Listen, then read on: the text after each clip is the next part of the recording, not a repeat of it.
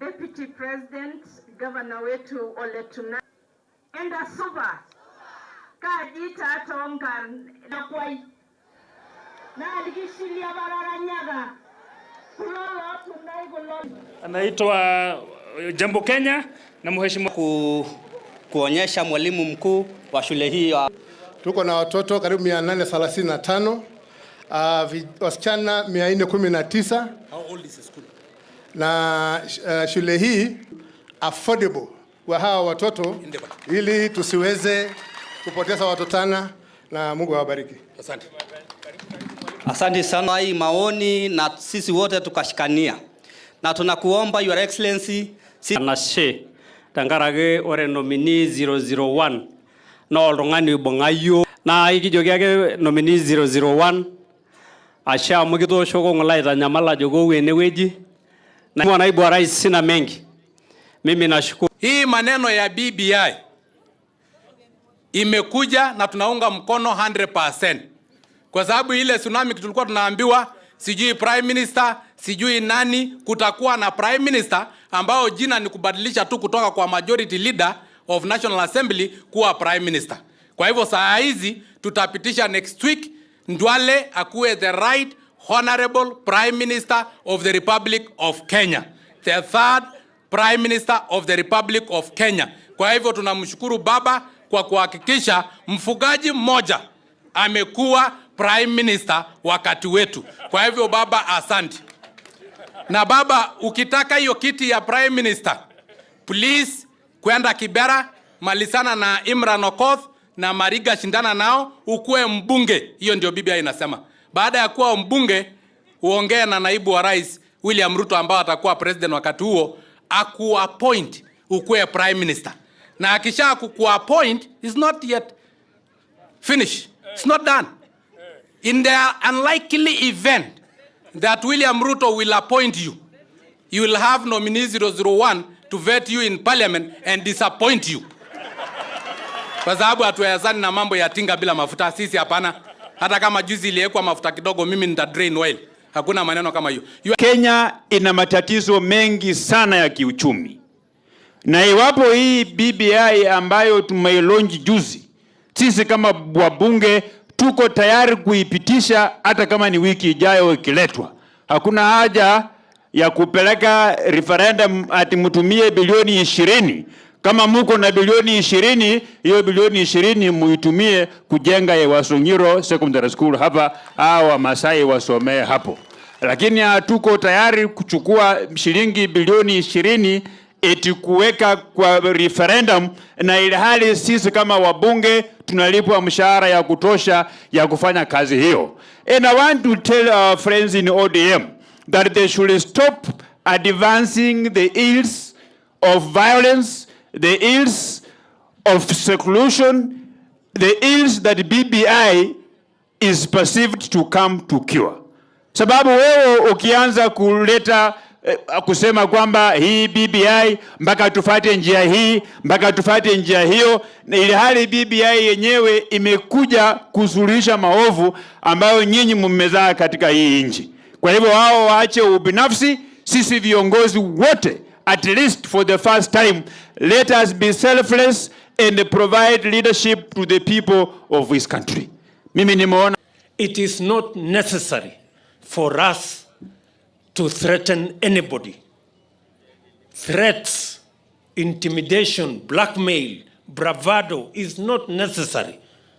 We want together, through consensus, agree on the implementation of the BBI report. Many institutions will participate in actualizing what Kenyans said in the BBI report. We must respect all institutions as we are people who respect the rule of law. We must accept and submit ourselves to the rule of law, to our constitution, to all the institutions that have been set up by our constitution, so that the BBI report, all institutions, commissions will implement sections of the report. Government, ministries, and departments will implement sections of the report that require policy, that require implementation. Parliament will implement sections of the report that require changes to the laws or new laws. Parliament will implement sections of the report that require constitutional changes. And if necessary, the people will implement the sections of the report through a referendum if there is need for a referendum. Let us not threaten one another. Let us agree. It is not necessary for us to have us versus them contest. Let us for once agree that we can do this together as Kenyans. This we can do in the shortest time possible. Therefore, I want to ask our friends, I want to ask leaders from across the political divide so that we can do this as was suggested by the President, that we do this together through consensus, and we have the capacity to assemble the necessary capacities, knowledge, expertise to do this through consensus together. Sisi tuko tayari kama Wakenya, tutafanya referendum, hakuna shida. Ile kitu hatutaki ni ugomvi na mashindano na ubabe. Juzi tulilaunch BBI na sisi tunashukuru Mungu. Tumekuwa tukisema sisi ni watu ambao tunasupport hii BBI. Tulisema before even ikuje. Ile tu kitu naibu wa rais ambaye nimeona wale ambao walikuwa wanaunda hiyo BBI hawakuona sana ni historical injustices. Kwa sababu sisi kama pali na kuanga, mimi natoka Narok County huko mwisho, na kwa sababu hii bill bado tu inaangaliwa, lazima iwekwe historical injustices so that Wamasai wapate haki yao pia. Na ninakuambia 2022 kuanzia Thursday, Friday last week, nimeona light at the end of the tunnel. Nimeona kuna Mungu ako mbele yetu. Na nimeona malaika Mungu akituendesha. Karibu Narok, hapa ni kwako kila siku, na sisi tunakuunga mkono 100%. Viongozi wamechangia mambo ya BBI. Na mimi, Your Excellency, vile tulienda ikazunduliwa na tukaangalia na tukasoma, tunafurahia proposals ambaye ziko hapo. Kwanza mimi nikiwa governor, ile proposal ya kuongeza ile equitable share kutoka 15% to 35, between 35 to 45, tunaunga mkono kwa sababu resources inakuja katika mashinani. Lakini zaidi, Your Excellency, ni kwamba sasa wards itakuwa centers of development katika nchi hii. Proposal ya BBI ni kwamba MCA atakuwa anapata sasa pesa ambaye anagawa katika ward yake kama zile za CDF. Kwa hivyo hiyo ndio kitu tunataka, maendeleo yende katika mashinani, na mimi najua kwamba itafanya sisi wote tuende mbele. You know, hii BBI hata mimi nashindwa ni kitu gani nasunguswa. Ile kitu tungefuata ya maana ni kuhakikisha watu wa ODM wako na discipline. Kwa sababu kila kitu isipoenda pandi yao wanakuwa ni shida. Wanasema sometimes judicially si mzuri, wanapiga. Wanapiga saa nyingine wanasema wabunge si wazuri, wanapiga. Kila kitu wakishindwa uchaguzi wanapiga. Ile kitu ingewekwa kwa BBI ni kuambia hawa wakishindwa wakubali. Full stop. Hakuna mambo mengine tunataka. Sisi tuko tayari kwenda kwa uchaguzi. Na mimi nasema hivi, ninashukuru sana nikizungumza kwa rais wangu wa 5 kwa serikali ya Kenya ambaye yako hapa saa hii. Sasa hii ingine inaletwa ni ya nini? Wanaweka bombas, wanaenda kuhumiliate wewe, wanakufanya ate ukue kama wewe sio mtu, wanafanya matusi, wanafanya mambo mbaya. Wewe umevumilia na hiyo roho Mungu amekupea. Kaa na hiyo roho.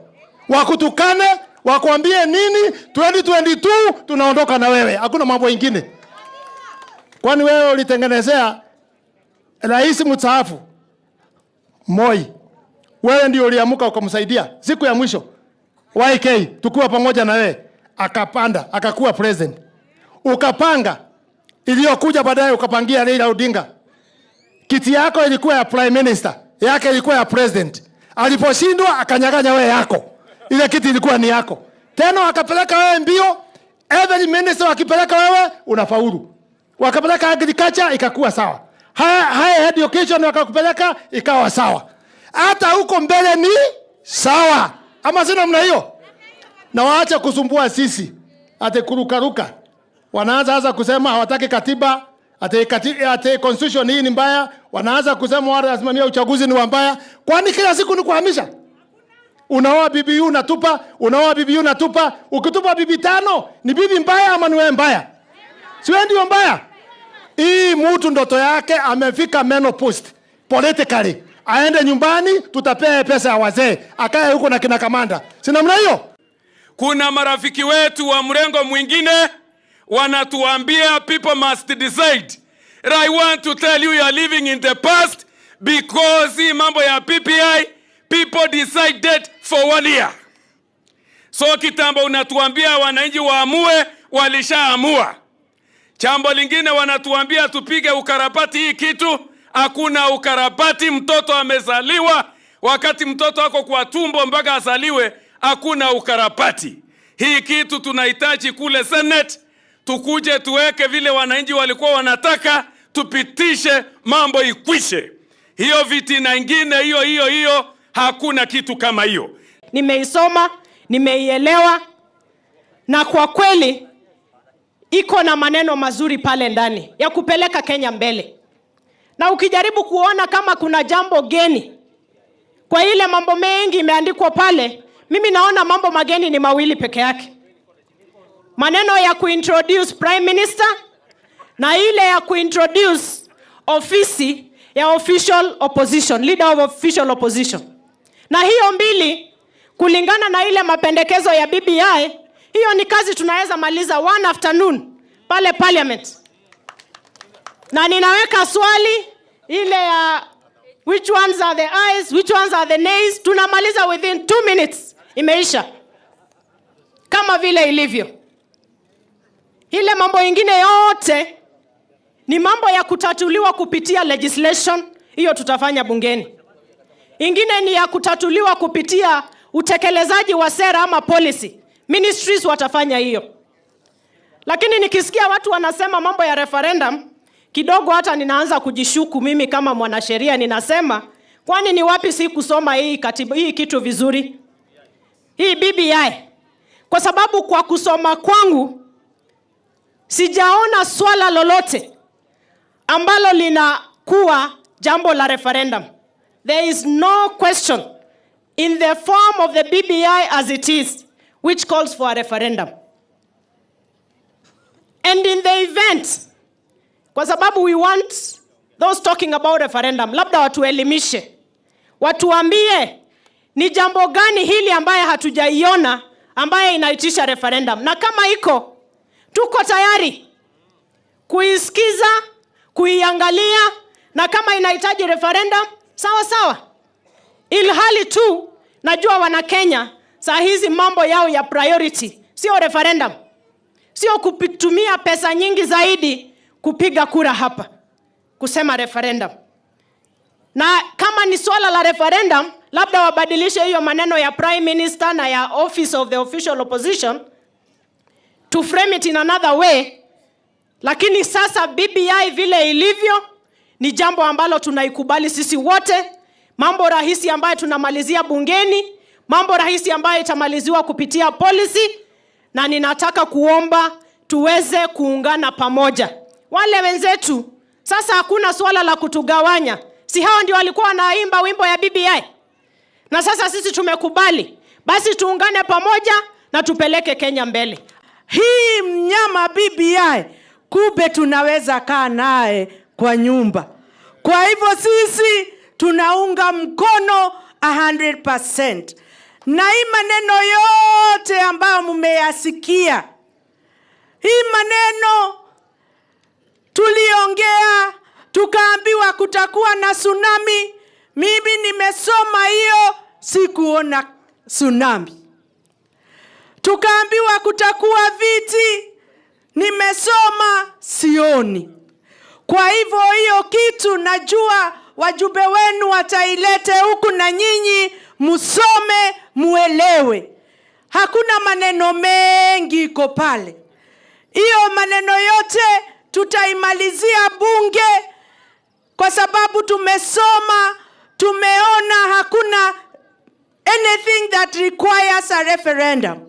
Na ikiwa iko, tunaambia wale wa upande ule mwingine watuonyeshe ni gani, na tutakuja tujadiliane, tuongee, kwa sababu president wetu alisema hii BBI ni ya kuunganisha wa Kenya. Kwa hivyo sisi hatutaki vita, ile hatuelewani najua tutayaleta kwa meza, tuongee, tuelewane, tuende safari moja. Na mimi najua tu hiyo maneno yote tutamalizia bunge.